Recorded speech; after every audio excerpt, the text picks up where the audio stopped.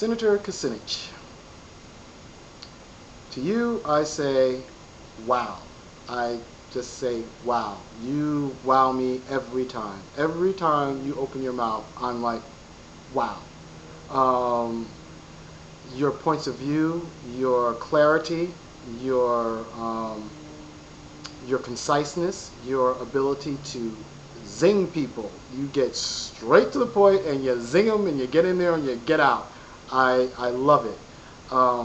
Why all of America has not embraced you more, I don't understand. I can't say that I identify with that.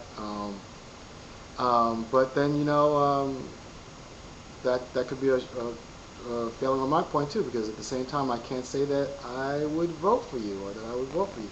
I can say that if you win the Democratic nomination, I'm all behind you. I am all behind you, and I would follow you all the way to the end and do my best to see you got the highest seat in the land. Because even though it is the most thankless job in America, I think that you could handle it and handle it well. Uh, I like the way that you articulate your goals.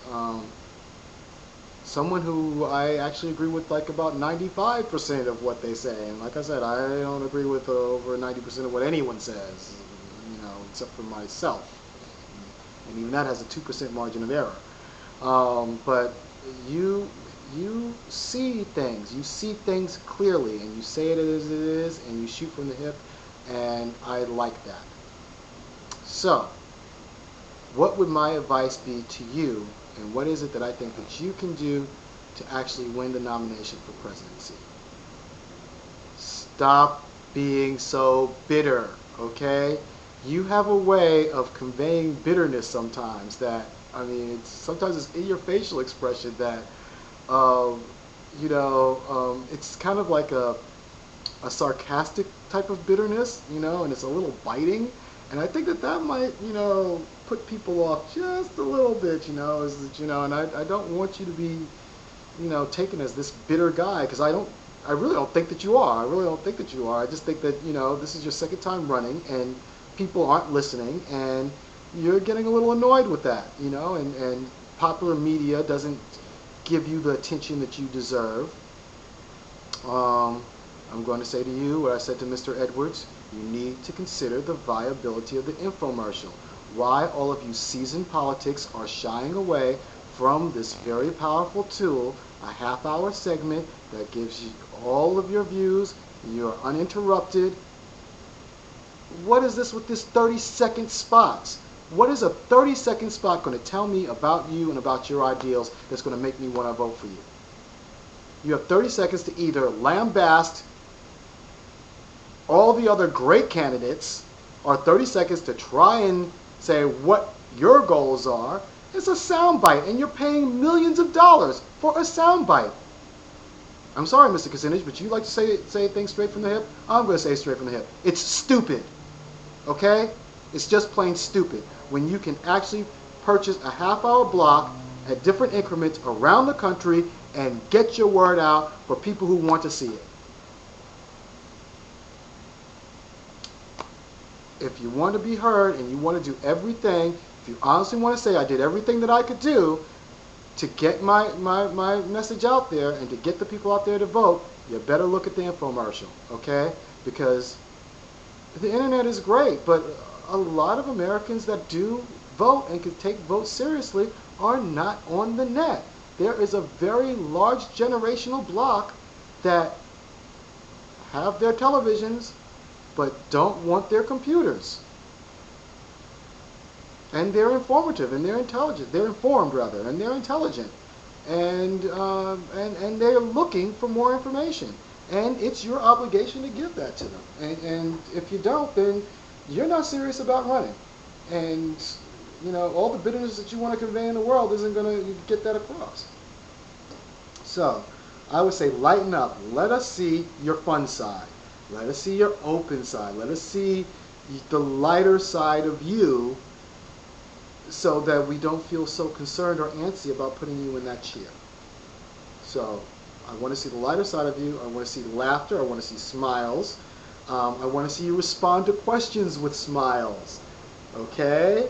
We don't need that bitterness. Sometimes you have a grimace on your face that's just, ooh, it's just not nice. You know, when you want to put that look, you can give a person a look that will make them feel like they're like this tall. Okay? So let's lighten up on the look. Let's lighten up on the attitude a little bit. Let's stick to the topics. You're very good at the topics. You're very clear on the topics. Your view of America is pristine. I like it. Make yourself more accessible to your constituents, also to the ones that are running against you. Like I told another candidate, these people are not your enemy.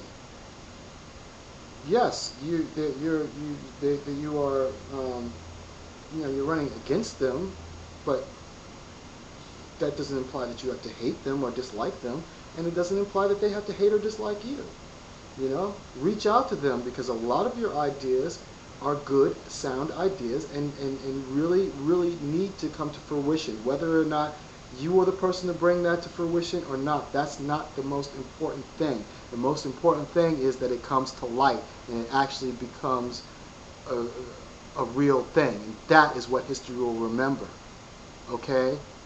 So share those ideas, make them readily available, and make yourself readily available to the candidates. Even so, what if you don't make it? It doesn't mean that you haven't made it in the hearts of a lot of Americans and in the minds of a lot of Americans. Um, so my challenge to you is also my pet peeve to you too. They're one and the same. So you're the only one that really doesn't get a real pet peeve because my pet peeve is really lighten up. Lighten up, show us your lighter side, reach out. Let's see solidarity among our Democratic candidates and be the one to take the reins of that. Um, those are things that I would like to see. I want to see the lighter side of you. You know, maybe even dress a little lighter. I don't know. You don't have to. I don't know. Presidential candidates always wear such dark rim colors sometimes when they're on the debates and everything. But when they're on the campaign road, they wear a lighter thing. So maybe you do on the campaign road. I haven't seen you out there yet. Visit our state. You know, stomp around, things like that. But basically, let's see the lighter side of you. Let's see that side, and let's see some more smiles, and yeah, you can still have the sarcasm. Don't get rid of the sarcasm. I love your sarcasm. You have that dry humor that is just like awesome. Okay, but a little smile along with it, instead of a grimace would be good. That's what I'd like to see. So that's my suggestion to you, and that's what I think would get you the nomination and hopefully get you the presidency. May the all bless America and rock out.